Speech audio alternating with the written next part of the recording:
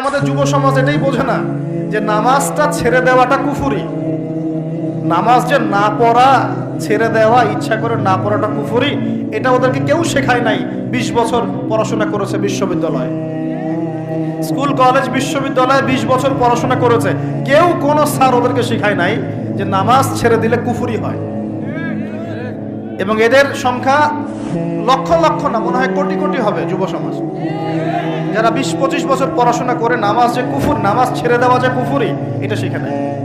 আর নবীজি বলেছেন, মান তারাকা সালাতান মুতাআম্মিদান ফাকাদ কাফারা। যে কোনো মাযহাবের ইমাম সাহেবকে জিজ্ঞাসা করে দেখেন, যে কোনো মাযহাবের আলেমকে জিজ্ঞাসা করে দেখেন, এই হাদিসটা আপনাকে শুনিয়ে দিবে। যে ব্যক্তি ইচ্ছাকৃতভাবে নিজের উপর ফরজ নামাজ ছেড়ে দিল, সে কুফরি করলো। কি করলো? তো এই যুব সমাজকে কে শিখাবে যেটা কুফরি? বহু ছেলে পেলে আমি তো দেখেছি, ওয়াজ মাহফিল অ্যারেঞ্জ করা হয়েছে, এশার ওয়াক্ত হয়ে গেছে, সবাই নামাজে দাঁড়িয়েছে, অর্ধেকের বেশি নামাজ বাদ দিয়ে দূরে দাঁড়িয়ে হট্টগোল করছে, হই উল্লাহ করছে।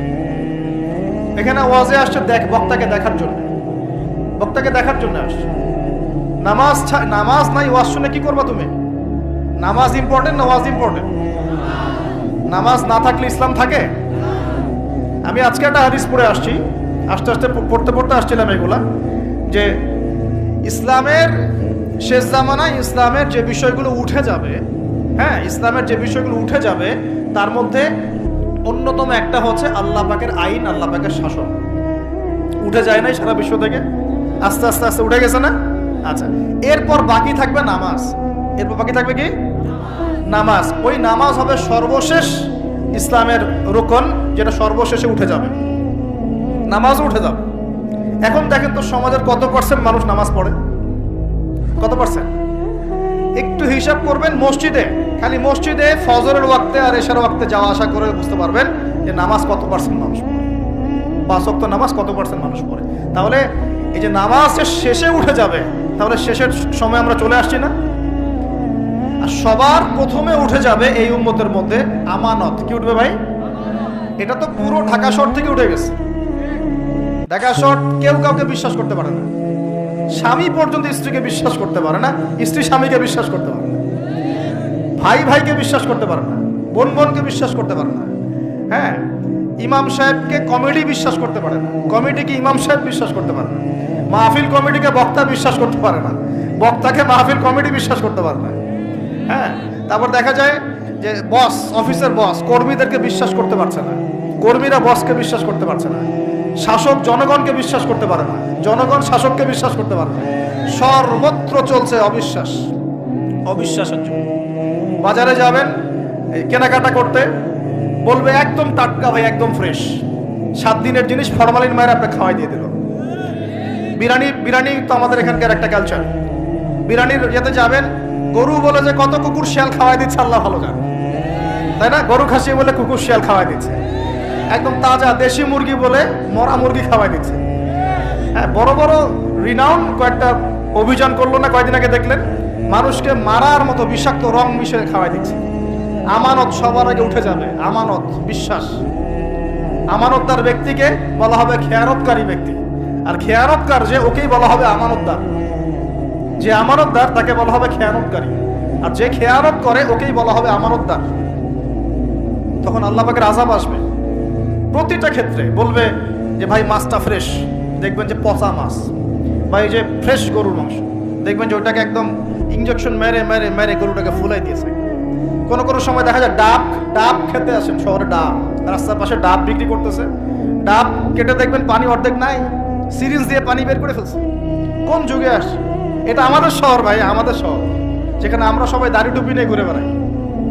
আমরা বাইরে একটা অভিনয় করতেছি, আমরা আসলে বাইরে একটা অভিনয় করতেছি। আমরা মনে হয় নিজের সাথেই অভিনয় করছি, আমরা এখন মনে হয় নিজেদের সাথেই নিজের অভিনয় করছি।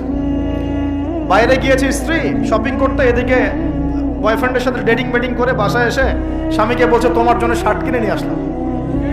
হ্যাঁ, এদিকে স্বামী বাসা থেকে বের হয়েছে, ওইদিকে অফিসের কলিগদের সাথে দুই চারটার সাথে তার অবৈধ সম্পর্ক। ঠিক আছে, মানি ব্যাগ সার্চ করলে কন্ডম পাওয়া যায়, মানি ব্যাগ সার্চ করলে কি পাওয়া যায়? কন্ডম পাওয়া যায়। এবার প্রোটেকশন, এগুলো না করলে এইডসের রোগ হবে। শিখিয়েছে যে যৌন সম্পর্ক করেন, অবৈধ যৌন সম্পর্ক করেন, কিন্তু প্রোটেকশন নিয়ে করেন। এগুলো শেখাচ্ছে মানুষ। তো এই জেনাকারী সমাজের উপর আল্লাহর গজব আসবে না তো কি আসবে বলেন? কি আসবে? ও বাইরে গিয়ে আরো 2-3টা মেয়ের সাথে সম্পর্ক করে বাসায় আসে, স্ত্রীকে বলছে আমি আমি তোমাকেই সবচেয়ে বেশি ভালোবাসি। মানে এখানে জেনাকে উস্কে দেওয়া হচ্ছে, আর হালাল সম্পর্ক, হালাল বিবাহ, এটাকে প্রতিবন্ধকতা সৃষ্টি করা হচ্ছে। আপনি হালাল বিয়ে করতে চান, পারবেন না, কঠিন। যৌতুক, এখানে আবার যৌতুকের ব্যাপার আছে। ভাবখানা এমন যে বিয়ে মানে একটা বাণিজ্য, মানে যখন মেয়ের বাবা বিয়ে দিবে, মেয়েটাকে পার করছে, বড় অঙ্কের একটা টাকা দরকার এখানে, হ্যাঁ। আর ছেলের বাবা যখন মেয়ে নিয়ে আসছে, সেখানে আবার বড় অঙ্কের যৌতুক ইম্পোজ করছে। মেয়ের বাবা দিচ্ছে বড় অঙ্কের মোহর, আমার মেয়েকে বিয়ে করতে চাও, 20 লাখ টাকা মোহর লাগবে। ও ছেলের সামর্থ্য নাই, ও বলছে ঠিক আছে, আচ্ছা লেখুক, পরে বাসর রাত্রে মাফ করাই নিব আর কি। বাসর রাত্রে মাফ করাই নিচ্ছে, তারপরে সারা বছর, এটা সারা জীবন দেওয়ার কোনো নাম নাই। মেয়ের হক আর সে পেল। এদিকে মেয়ের বাপও কম চালাক না, হ্যাঁ, সে আবার মোহর যেমন বাড়িয়েছে, ছেলের বাপও কম চালাক না, সে আবার এদিকে যৌতুক ইম্পোজ করেছে। ওই যৌতুকের টাকাটা নিয়ে মোহরটা দিব। সবাই চালাক, সবাই স্মার্ট। মানে প্রতারণা আর অবিশ্বাসের যুগ চলছে। এটা প্রতারণা, অবিশ্বাসের যুগ। একটা মেয়েকে বাইরে পাঠিয়েছেন বাবা, সেই মেয়ে বাবার কাছে খুব ভালো, দুধ খেতে মানে নাক চিপলে দুধ বেড়ায়, এমন একটা অবস্থা মেয়ের। বাইরে দেখবেন প্রাইভেটে গিয়ে, কোচিংয়ে গিয়ে 8-10টা প্রেম করা শেষ। হ্যাঁ, ছেলেকে পাঠিয়েছেন ইউনিভার্সিটি, বিশ্ববিদ্যালয়, আমাদের শহরেই। ছেলে খুব ভালো বাবার কাছে, একদম নাক চিপলে দুধ বেড়ায়। বাইরে গিয়ে দেখবেন এদিকে 8-10টা মেয়ের সাথেও সম্পর্ক করা শেষ। এই যে পিচ্ছি ছেলেকে আমরা রাস্তাঘাটে দেখি, ঢাকা শহরের কিশোর গ্যাং তৈরি করেছে, কিশোর গ্যাং। হ্যাঁ, গুন্ডামি। ওই তামিল কিছু মুভিজ দেখায়, হ্যাঁ, মারামারি করছে, একটা ঘুষি দিলে একদম গাছের উপর উঠে যায়। হ্যাঁ, ওগুলো দেখে শিখছে, হকি স্টিক নিয়ে, চাকু চাপাতি নিয়ে ঘুরে বেড়ায়। আমরা টঙ্গি দিয়ে আসার সময় দেখেছি, আমাদের সামনে, আমাদের গাড়ির সামনে দৌড় দিয়ে ছো মেরে একটা মেয়ের কান থেকে একদম দুল ছিঁড়ে নিয়ে চলে গেল। কানে দুল পরে আছে একটা মহিলা, কান টেনে ছিঁড়ে নিয়ে চলে গেল। মোবাইল ফোনে কথা বলছেন, গ্লাসটা খোলা, এইটুক সময়ের মধ্যে ছো মেরে মোবাইল ফোন নিয়ে চলে গেল। হ্যাঁ, এটা আমাদের শহর। ছোট ছোট বাচ্চা কাছে 8-10 বছর, 15 বছর, হাইস্ট 20 বছর বয়স হবে, কিশোর গ্যাং। আবার এতটুকু ছেলেকে দেখেছি, এই যে কিছু প্লাস্টিকের মধ্যে কি জানি টানে, আমাদের শহরের মধ্যে মাদক সর্বত্র। আমাদের যুব সমাজ, এই শহরের যুব সমাজ দেখবেন, যাদের বাপের একটু টাকা পয়সা আছে, ওকে আর কে পায়? ওকে একটা বাইক কিনে দিয়েছেন, হ্যাঁ, ওই R15 টাইপের একটা বাইক দিয়েছেন, ব্যাস দাবরায় সারা দুনিয়া ঘুরে বেড়ান। আর এই তো আমরা যে রাস্তাগুলো দিয়ে হাঁটাচলা করি, পিছনে মেয়ে তো থাকবেই বাইক থাকলে। আর মেয়ের অবস্থাটা এমন যে পোশাক তো নাই। মনে করেন ছেলের পোশাক এখন মেয়ে পরছে, মেয়ের পোশাক ছেলে পরছে না, এখন তো ওই যুগ চলছে। এখন এই পোশাক পরে ছেলেকে পিছন থেকে এমন ভাবে জড়িয়ে ধরে যাচ্ছে রাস্তা দিয়ে, ওপেনলি, পাবলিকলি, মনে হচ্ছে ওর স্বামী মনে হয়। আপনি কি আপনার স্ত্রীকে নিয়ে এভাবে ঘুরে বেড়ান? আপনি নিজে আপনার স্ত্রীকে নিয়েও এভাবে ঘুরতে লজ্জাবোধ করেন, আর তার সাথে তার কোনো হালাল সম্পর্কই নাই, জড়ায় ধরে ঘুরে বেড়াচ্ছে। মনে হচ্ছে খালি ওই বাইকের মধ্যে একটা বালিশ দিতে পারলে ভালো হতো, একটা বালিশ আর একটা শোয়ার জায়গা দিলে বাকি কাজটা এখানেই করে ফেলে পাবলিকলি। নবীজি এটাই বলেছিলেন, শেষ জামানায় রাস্তাঘাটে মানুষ জেনা করবে, এটা দেখার জন্য ঢাকা শহর সবচেয়ে ভালো জায়গা। এখন ঢাকার মতো বড় বড় যে শহরগুলো আছে না, সবগুলো এগুলো জাজল্যমান দৃষ্টান্ত হয়ে আছে। এখন রাস্তাঘাটে মানুষ জেনা করবে। মেয়েকে পড়তে পাঠিয়েছেন, টিউশন দিয়েছেন, টিচারের সাথে অবৈধ সম্পর্ক করা শেষ। কোনো জায়গায় টিচারকে বাসায় নিয়ে আসছেন, বাসায় এসে আমার মেয়েকে পড়ায় যান। কত বড় বুদ্ধিমান পিতা আপনি! হ্যাঁ, অলরেডি দেখবেন তার সাথে তার ঘটনা ঘটা শেষ হয়ে গেছে। আর মেয়েরা আপনাকে বলবে না, কারণ কেউ মানে বাধ্য হয়ে এসব জায়গায় ভিকটিম হয়ে যায়, আবার কেউ নিজের ইচ্ছাতেই কাজগুলো করে। এমন নয় যে সব মেয়ে ধর্ষিত হচ্ছে ছেলেদের আগ্রাসনের কারণে, ব্যাপারটা এমন নয়। বহু মেয়ে নিজের ভুলের কারণে ধর্ষিত হয়, বহু মেয়ে নিজের খারাপ স্বভাবের কারণেও তার ইজ্জত হারিয়ে ফেলছে। একটা মেয়ে যে রাত্রে 12টা, 1টা, 2টা বাজে বাইক নিয়ে ঘুরছে, ওকে কি রাস্তাঘাটে ঘুরতে 12টার সময় কেউ বলেছিল? এখন যদি এই 2টা 3টা ছেলে মিলে ওকে ধর্ষণ করে, দোষটা কি ছেলেটার হবে না মেয়েটার দোষ নাই? এখানে মেয়ের বাবার দোষ নাই, মেয়ের ফ্যামিলির দোষ নাই? তাহলে আমরা শুধু কেন ছেলেদের দিকে ফোকাস করি কেন? ছেলে তো অপরাধী, ছেলে তো অপরাধ করেছেই, ছেলের তো বাপ আগেই মরে গেছে। ছেলের বাপ যদি বেঁচে থাকতো তাহলে ছেলেকে তো আদব কায়দা শেখাতো, ছেলেকে শেখাতো যে দেখো বাবা, আমরা আমাদের সন্তানদেরকে শেখাই বাবা, সেটা হলো ইঁদুরের মতো বড় হয়েও না, সিংহের মতো বড় হয়েও। ইঁদুর কি করে? ইঁদুর রাতের অন্ধকারে মানুষের বাসায় বাসায় চুপচুপ করে খেয়ে বেড়ায়, দেখবে তাই না? যারা রাতের অন্ধকারে জেনা করে বেড়ায় এরা ইঁদুরের মতো। রাতের অন্ধকারে খালি এই হোটেল ওই হোটেল, এই ঘরে ঘুরে বেড়ায়, এই প্রেমিকার ঘর এই প্রেমিকার ঘর, এই ফ্ল্যাটে ওই ফ্ল্যাটে ঘুরে বেড়ায়।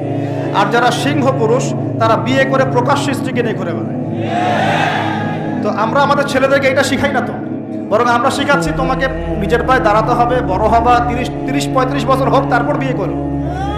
আর এই 18 বছর হয়ে গেছে, 18 থেকে এই যে 30, এই 12 বছরে তার তো যৌবনের তাড়না ছিল।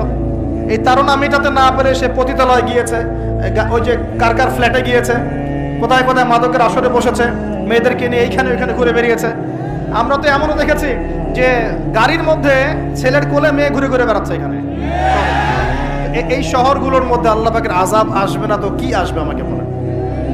সে জামানায় যে কয়েকটা পাপের কারণে আযাব আসে তার মধ্যে অন্যতম সেরা পাপটা হচ্ছে জেনা। আমরা এই শহরটাকে জেনার শহর বানিয়ে ফেলেছি, জেনার শহর। এগুলো গেল অবিবাহিতদের কথা। ইভেন ইউনিভার্সিটিগুলোর মধ্যে গিয়ে দেখবে, ইউনিভার্সিটিতে গোল করে গ্রুপ স্টাডি করছে, গোল করে, এবং ছেলের কাপড় মেয়ে পড়ছে, মেয়ের কাপড় ছেলে, কাপড়ের কোনো বালাই নাই। নবীজি বলেছিলেন শেষ জামানায় 2 শ্রেণীর মানুষ আসবে, আমি এদেরকে দেখি নাই। নবীজি দেখেন নাই মানে 1400 বছর আগে ওরা ছিল না। এক শ্রেণী হচ্ছে হাতের মধ্যে মানুষকে মারার কিছু অস্ত্র নিয়ে ঘুরে বেড়াবে, এরা মানুষকে নির্মমভাবে মানুষকে পিটাবে। এই শ্রেণীকে আমি দেখিনি, এরা আসবে পরে। আর এক শ্রেণী হচ্ছে এমন এক শ্রেণীর মহিলা বের হবে যারা কাপড় পরেও নগ্ন থাকবে, নিজেরাও আকৃষ্ট হবে, অন্যকে আকৃষ্ট করবে। তো এই মেয়েদেরকে তো দেখতে পাচ্ছেন, এখন পাচ্ছেন না? তার মানে কিয়ামত কাছে না দূরে?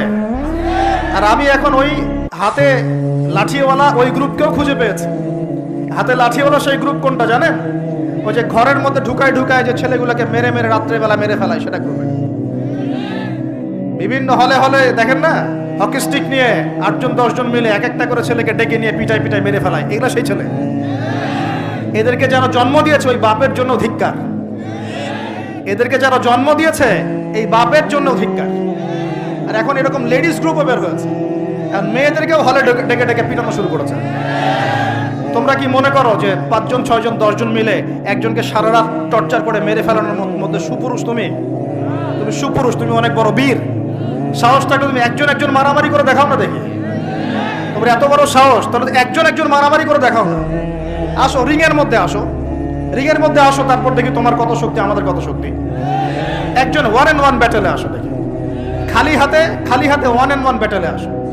8 জন 10 জন মিলে একটা বুয়েটের ছেলে, একটা মেডিকেলের ছেলে, একটা অমুকের ছেলে, তমুকের ছেলে, বাবা মায়ের স্বপ্ন লালন করা ছেলেগুলোকে ঘরের মধ্যে ঢুকাবা, সারা রাত পিটায় মেরে ফেলবা, এটাকে তোমরা সাফল্য মনে করো, বীরত্ব মনে করো?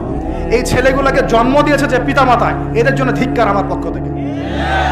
আপনারা এইসব সন্তান জন্ম দিতে গেলেন কেন? খিদির আলাইহিস সালাম বেঁচে থাকলে ছোটবেলায় মেরে ফেলতো এদেরকে। ওই যে খিদির আলাইহিস সালাম ছোটবেলায় একটা বাচ্চাকে মেরে ফেলছিলেন না?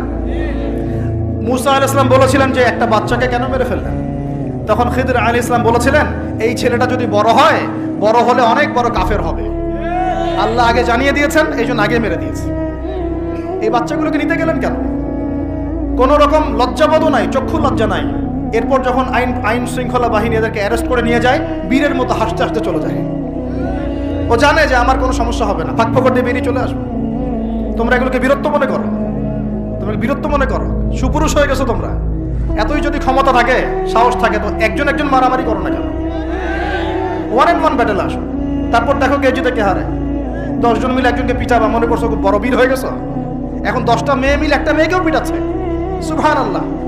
একটা মেয়েকে আপনি ঘরের মধ্যে ঢুকায় সারা রাত পিটাবেন, মেয়েটা কাঁদতে বলছে আমার পায়জামা পর্যন্ত খুলে ফেলেছে টান দিয়ে। আরে তোর মায়ের পায়জামাকে খুলে ফেললে তোর কেমন লাগবে? তোর বোনের পায়জামাকে খুলে ফেললে তোর কেমন লাগবে? কোন সাহসে তুই একটা মেয়ের পায়জামায় হাত দিস? এত বড় সাহস! আর এদেরকে আমরা তোলা করে মানুষ করি। ছাত্র পড়তে গিয়েছে, বাবা মার স্বপ্ন লালন করা ছাত্র, ছেলেটা ইঞ্জিনিয়ার হবে, ছেলেটা মেডিকেল সায়েন্সে পড়ে বড় একজন ডক্টর হবে, পিটায় মেরে ফেলে দিল তাকে। এত বড় সাহস! আর আমরা কিছুই বলতে পারলাম না, কিছু করলাম না। কি একটা অবস্থা চলছে! এগুলো যখন চলতে থাকবে একটা কওমের মধ্যে, আপনার মনে হয় যে আল্লাহর পক্ষ থেকে রহমত নেমে আসবে? লা ইলাহা ইল্লাল্লাহ বলা একজন মানুষ যদি বেঁচে থাকে, ওই একজন মানুষের সম্মানে আল্লাহ পাক কিয়ামত দিবেন ইনশাআল্লাহ। সেই একজন মানুষকে এভাবে নির্মমভাবে পিটিয়ে মেরে ফেলো তোমরা। এখন মানুষকে পেটানো শুরু করেছো। নবী সাল্লাল্লাহু আলাইহি ওয়াসাল্লাম শেষ জামানের হাদিস সম্পর্কে বলেছিলেন যে আমি এক শ্রেণীর মানুষকে দেখি নাই যারা আসবে মানুষকে নির্মমভাবে মারবে, নির্মমভাবে মানুষকে পিটিয়ে মারবে। আর কোরআন খুলে দেখেন একটা জাতির কথা আল্লাহ পাক বলেছেন, এই জাতির নাম হচ্ছে আদ জাতি। কোন জাতি ভাই? এই আদ জাতিকে আল্লাহ পাক ধ্বংস করেছিলেন ঝড় দিয়ে, ঝপটা দিয়ে। আল্লাহ পাক এই কওম সম্পর্কে বলেছেন ওয়াইদা বাতাসতুম জাব্বারিন, ওরা শিরক কুফর তো করতোই, কিন্তু এর পাশাপাশি একটা বড় পাপ করত। ওই পাপটা হচ্ছে এরা যখন মানুষকে পেত পিটিয়ে মেরে ফেলতো, নির্মমভাবে পিটিয়ে মেরে ফেলতো। এই আদ জাতির পাপ তোমরা করা শুরু করেছো। এখন আমাদের শহরে এগুলো চলছে না? এখন দিনে দুপুরে রাস্তাঘাটে এগুলো চলছে। শিক্ষা প্রতিষ্ঠানে গিয়ে এগুলা মাস্তানি করতে গিয়েছো তোমরা। আমার ভাই হয়ে যদি এই কাজ করো, আমি তোমার চেহারা পর্যন্ত দেখতে যাবো না ইনশাআল্লাহ। আল্লাহ রাব্বুল আলামিন আমাদেরকে ওমরের শাসন দান করুন বলে আমি। একটা মাস ওমরের শাসন যদি চলে না, দেখবেন সব লাইনে চলে আসছে ইনশাআল্লাহ। একটা মাস খালি ধর্ষণের বিচার করা শুরু করেন, ধর্ষণ করার সাহস খুঁজে পাবেন না ইনশাআল্লাহ। কোন মাদ্রাসাতে আমরা দেখেছি, কোন মাদ্রাসাতেও এই যে হাফেজ ছাত্র হতে গিয়েছে, বাবা মা হাফেজ বানাবে, মাদ্রাসায় পাঠিয়েছে, মাদ্রাসার শিক্ষক ছেলেটাকে বলাৎকার করে রেখে দিয়েছে। হ্যাঁ, ঢাকা শহরের ঘটনা বলছি। আমাদের সন্তানটাকে কোথায় পাঠাবো তাহলে? পাপ যেই করুক পাপ পাপি। এখানে যদি দাড়ি টুপিওয়ালা মানুষও পাপ করে, তাকেও শাস্তির আওতায় নিয়ে আসতে হবে। আল্লাহ পাক তৌফিক দান।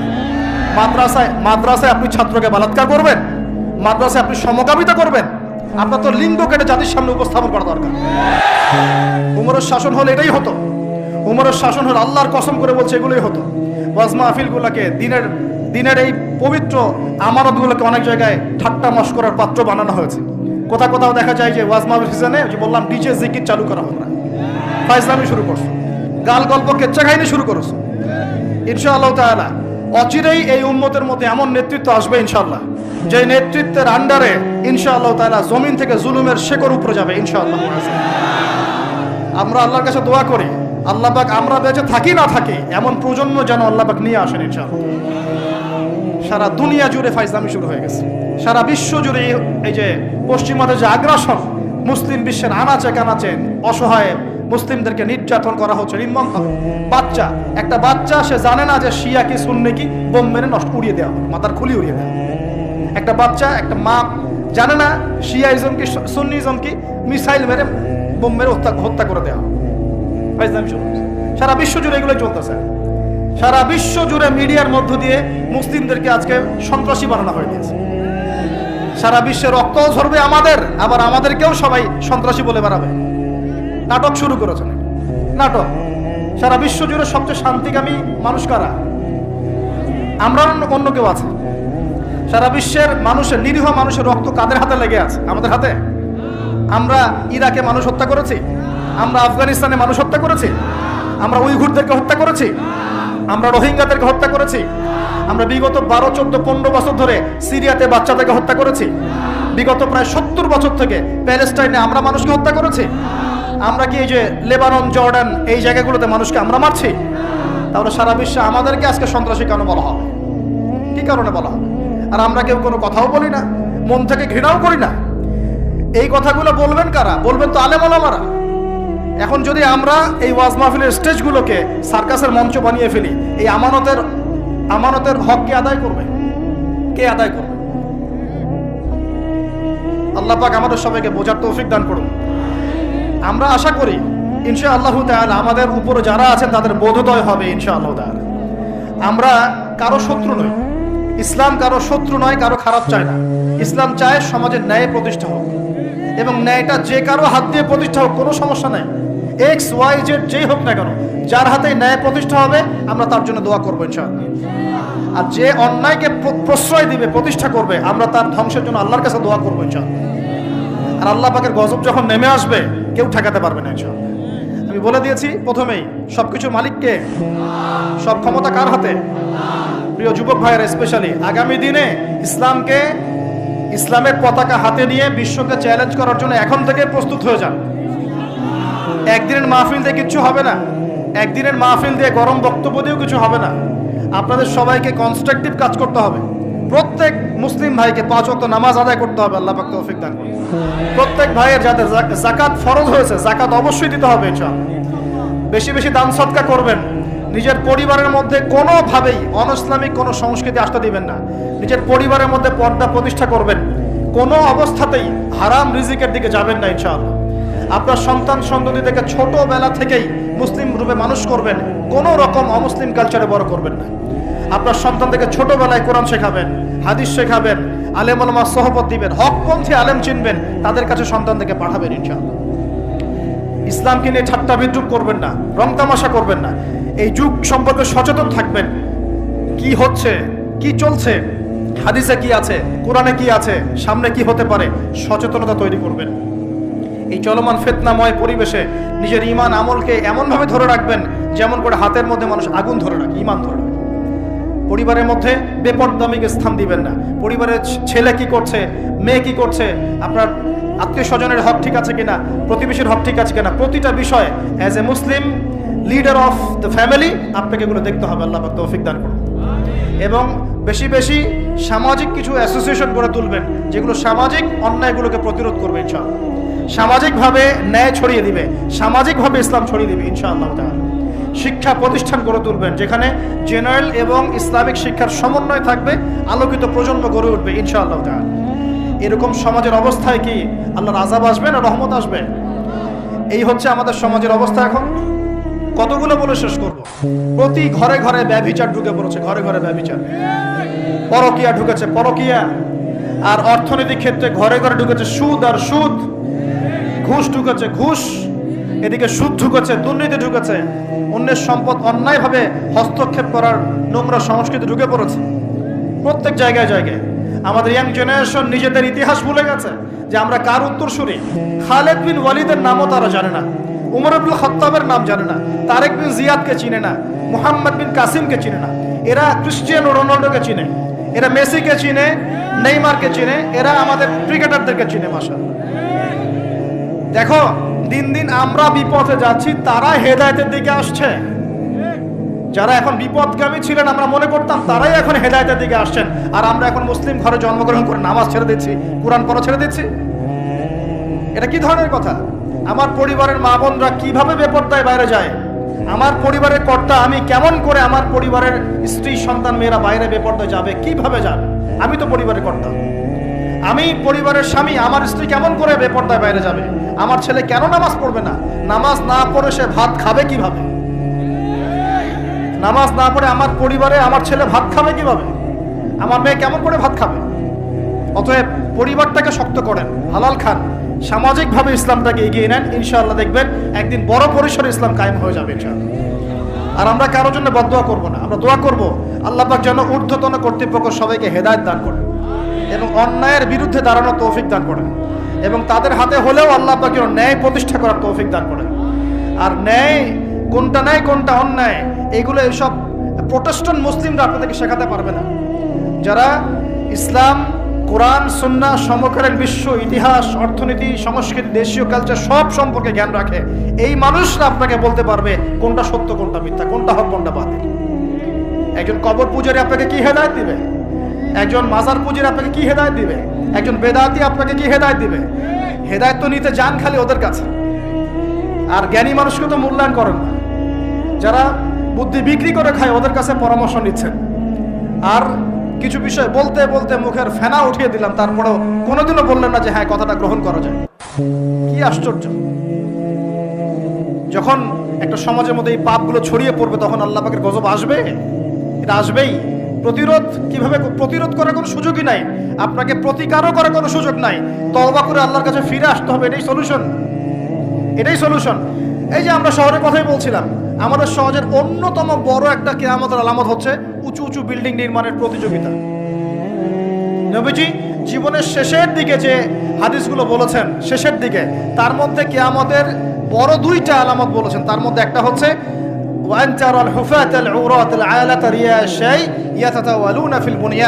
যখন দেখবে সমাজের সবচেয়ে নিম্ন শ্রেণীর মানুষেরা, রাখাল টাইপের মানুষ, গায়ে জামা নাই, পায়ে স্যান্ডেল নাই, উঁচু উঁচু বিল্ডিং নির্মাণের প্রতিযোগিতা করছে, ধনীরা বিল্ডিং নির্মাণ করবে এমনটা নবীজি বলেন নাই। নবীজি বলছেন গরিব, ফকির, মিসকিন, গায়ে কাপড় নাই, স্যান্ডেল নাই, এরা বিল্ডিং নির্মাণ করবে না, প্রতিযোগিতা করবে একে অপরের সাথে। এখনকার আরব বিশ্বটের জাজল্যমান দৃষ্টান্ত, এখনকার আরব বিশ্বটের জাজল্যমান দৃষ্টান্ত। অনেক সালফে সালেহিন বলেছেন যে এই হাদিস থেকে আরবদেরকে ইশারা করা হয়েছে। এটা আমাদের ঢাকার মতো চলে আসছে। আজকালকে যার এক জায়গা টাকা পয়সা ছিল না, আজকে 10তলা 20তলা ফ্ল্যাটের মালিক। কিভাবে সম্ভব? সুদের মধ্য দিয়ে সম্ভব, দুর্নীতির মধ্য দিয়ে সম্ভব, কালো টাকার মধ্য দিয়ে সম্ভব, অন্যের সম্পদ অন্যায়ভাবে হস্তক্ষেপ করার মধ্য দিয়ে সম্ভব। আর মাশাআল্লাহ, যার একটা 5-10 তলা বাড়ি আছে আমাদের শহরে, অন্য মানুষকে মানুষই মনে করে না। ভাড়াটিয়াকে মনে করে যে তেলাপোকা, ককরোচ, ছিছি করে তার আছে। কত যে শর্ত! কোনো কোনো সময় এমনও হয়েছে মানে বাড়ি ভাড়া চাইতে গিয়ে যে বেইজ্জত হতে হয়েছে, মনে হলো যে বাড়ি ভাড়া চাইতে গিয়ে মানে নিজের সম্মান নিজে নষ্ট করে ফেললাম। সুবহানাল্লাহ। কারণ যখন নিম্ন শ্রেণীর মানুষের কাছে অর্থ আসে, তখন কিন্তু এদের মধ্যে কালচার আসে না। কালচার আসে না, সম্পদ আসে ঠিকই, কিন্তু কালচার, সভ্যতা আসে না। তারা অসভ্যই থেকে যায়। কাকে সম্মান দিতে হবে, কাকে দিতে হবে না সেটাও জানে না। কথা বুঝতে পারছেন? এটা আমাদের সমাজ এখন চলছে, হাইলি কনস্ট্রাক্টেড বিল্ডিংস এর প্রতিযোগিতা। আর আমরা বলবো কেন, এই যে এখনকার সেকুলার রিপোর্টগুলোই বলছে বেশিরভাগ বিল্ডিং এরই দেখা যায় যে কোনো রকমের ভিত্তি নাই। এই 5-6 মাত্রা ভূমিকম্প হলেই সব দরদর করে পড়ে যায়। আরো এই যে অহংকার, আমি একটা ফ্ল্যাটের মালিক। ঢাকা শহরে মনে হচ্ছে যেন পরিচয়ের মানদণ্ড হচ্ছে এটাই। জিজ্ঞাসা যদি করেন যে ভাই আপনার নাম কি করেন, বলবে ওই যে ফ্ল্যাটটা দেখছেন 10তলা, ওইটা আমার। ভাবখানে এমন যে এটাই তার পরিচয়ের মানদণ্ড। সে কি করে, তার শিক্ষাগত যোগ্যতা কি, কোন প্রফেশন, এগুলো বড় কথা নয়। ওই যে ফ্ল্যাটটা দেখছেন 6তলা, ওইটা আমার। অনেকে এসে পরিচয় দেয়, আমি অমুক পার্টির অমুক, আমি অমুক পার্টির তমুক, আমি অমুকের সাধারণ সম্পাদক, আমি অমুকের সভাপতি। এগুলো পরিচয়, এগুলোই মানুষের পরিচয়। আমি অমুক দল করি, তমুক দল করি। পরিচয় কি তোমার? তুমি কি এই পরিচয় দিয়ে কাল কিয়ামতের মাঠে আল্লাহর সামনে দাঁড়াবা? তোমার পরিচয়টা কি? পরিচয় হচ্ছে তোমার শিক্ষাগত যোগ্যতা কি, তুমি সমাজকে কতটুকু সার্ভ করতেছো, তোমার ইলমি যোগ্যতা কি, তুমি 5 ওয়াক্ত নামাজ পড়ো কিনা, তুমি ইসলামপন্থী কিনা, তোমার সুন্নত আছে কিনা, তুমি দিনের জন্য কি করো, এগুলো তোমার পরিচয়। আল্লাহ রাব্বুল আলামিন আমাদের কথাগুলো বোঝার তৌফিক দান করুন।